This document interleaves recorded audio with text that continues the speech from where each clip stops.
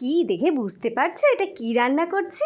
আজকে বানিয়েছিলাম পুরো অনুষ্ঠান বাড়ির মতন পটল চিংড়ি, যেটা খেতে দুর্দান্ত লাগে এবং ঘরে থাকা উপকরণ দিয়ে ঝটপট করে বানিয়ে নেওয়া যায়। তাহলে চলো কত তাড়াতাড়ি অনুষ্ঠান বাড়ির মতন পটল চিংড়ি রান্না করা যায় সেটা তোমরা দেখতে থাকো, আর পুরো ভিডিওটা দেখো কিন্তু পুরো একদম পারফেক্টলি শিখতে হলে। তো আজকে পুরোপুরি অনুষ্ঠান বাড়ির আদলে আমি আজকে এটা রান্না করব। আমি একটা অনুষ্ঠানের জায়গায় এটা রান্না করতে দেখেছিলাম, আমার এত ভালো লেগেছিল, তো সেদিন থেকে ইচ্ছা ছিল তোমাদের সাথে একদিন শেয়ার করবো এই রান্নাটা। তো আজকে চলে আসলাম তোমাদের সাথে এটা শেয়ার করতে। প্রথমেই আমি পটলগুলোকে সর্ষের তেল দিয়ে ভেজে নিলাম। হালকা আঁচেই ভাজতে হবে, একটু নরম নরম করেই ভেজে নিতে হবে, খুব একটা বেশি ডার্ক কালার যেন না আসে। তারপর আলুগুলোকেও ভেজে নিলাম, আলুগুলোকেও লাল লাল করে ভেজে নিতে হবে। এই রান্নাটা কিন্তু এই ভাজাভুজি করতেই যতটুকু সময় লাগে, তারপরে কিন্তু অনেক তাড়াতাড়ি রান্নাটা হয়ে যাবে। একদম লো হিটে ভাজাভুজিগুলো করতে হবে, যাতে আর কি 60% সেদ্ধ হয়ে যায় এই ভাজাভুজি করতে করতে। তোমরা কিন্তু পুরো রান্নাটা ফলো করবে এবং মানে টিপসগুলো ভালোভাবে খেয়াল করবে, না হলে কিন্তু একদমই পারফেক্ট হবে না। তো এই যে চিংড়ি মাছগুলো দিয়ে দিয়েছিলাম, এখানে জ্যান্ত চিংড়ি ছিল, গঙ্গা চিংড়ি ছিল, তোমরা যে কোনো চিংড়ি গলদা বাগদা যা খুশি দিতে পারো, বা একদম ছোটো চিংড়ি দিয়েও করতে পারো। চিংড়ি মাছগুলোকে কিন্তু একদমই বেশি ভাজলে চলবে না, হালকা আছে অল্প করে ভেজে নিতে হবে, কারণ চিংড়ি যত বেশি ভাজবে তত বেশি শক্ত হয়ে যায়। তো চিংড়িগুলোকে হালকা একটু ভেজে তুলে নিলাম।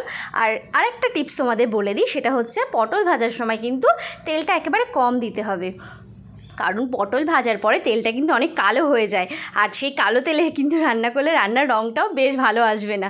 তো অল্প তেলেই পটলটাকে আমি ভেজে তুলে নিয়েছি। তারপর আবার তেল দিয়ে দিয়েছি, গোটা গরম মশলা, একটু শুকনো লঙ্কা, একটু গোটা জিরে ফোড়ন দিয়ে দিলাম।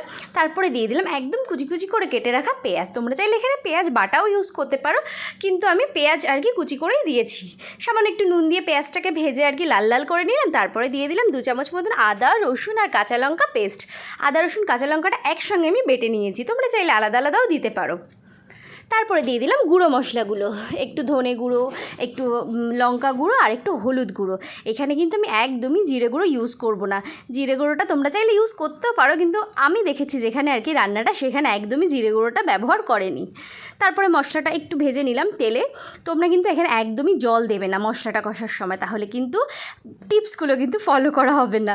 মশলাটা একদম তেলের সঙ্গে আমি কষিয়ে নিয়েছিলাম। সামান্য একটু যখনই তেল বেরোতে শুরু করেছে তখনই দিয়ে দিয়েছিলাম টমেটো পিউরি। এখানে বেশ বড় সাইজের একটা টমেটো পেস্ট করে দিয়েছিলাম।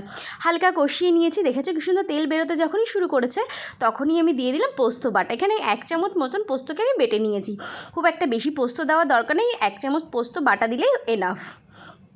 মশলার রঙটা কত সুন্দর চেঞ্জ হয়ে গেল না, তেলেও বেরোতে শুরু করেছে। বেশ 2 মিনিট ধরে আমি কষিয়ে নিয়েছি। এইবারে দিয়ে দেবো যে ভেজে রেখেছিলাম আলু পটল চিংড়ি, সেগুলো সব কিছুকে দিয়ে দিলাম আর কি। তারপরে একটু ভালো করে মশলার সাথে মিনিট 2 মতন একটু কষিয়ে নেব। এই মশলার সঙ্গে কষাতে কিন্তু আমার ভীষণ ভালো লাগে, কারণ যখন মশলার সাথে কষাই না, খুব সুন্দর একটা ফ্লেভার নাকে আসে, যেটা আমার ভীষণ ভালো লাগে। তো মশলার সাথে ভালোভাবে কষিয়ে নিলাম। এইবারে দিয়ে দেবো একটা মেন ইনগ্রিডিয়েন্টস, সেটা হচ্ছে নারকেলের দুধ।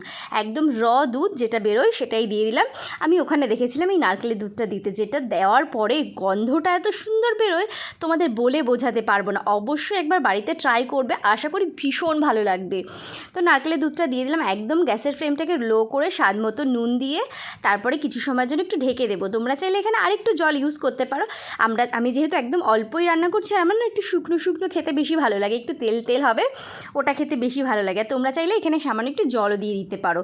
তারপরে ঢেকে দেবো 5 মিনিটের জন্য। ব্যাস, সব কিছু ভালোভাবে সেদ্ধও হয়ে গেছে, আর কি সুন্দর দেখতে হয়েছে দেখেছো তো তোমরা। ব্যাস, আমি কিন্তু এরকম গ্রেভি নামাবো। তোমরা চাইলে সামান্য একটু জল দিয়েও ফুটিয়ে নিতে পারো, তাহলে যে যেরকম ঝোল খাবে সেরকমই আর কি হয়ে যাবে। ব্যাস, চলো তাহলে এবার এটা ফিনিশিং টাচটা দিয়ে ফেলি। দেখতে কত সুন্দর হয়েছে এবং খেতেও দুর্দান্ত হয়েছিল। এইবারে দিয়ে দেবো সামান্য একটু গরম মশলা গুঁড়ো, একটু গরম মশলা একটু চিনি দিয়ে নামিয়ে নিলেই তৈরি হয়ে যাবে আমাদের অনুষ্ঠান বাড়ির স্বাদে পটল চিংড়ি।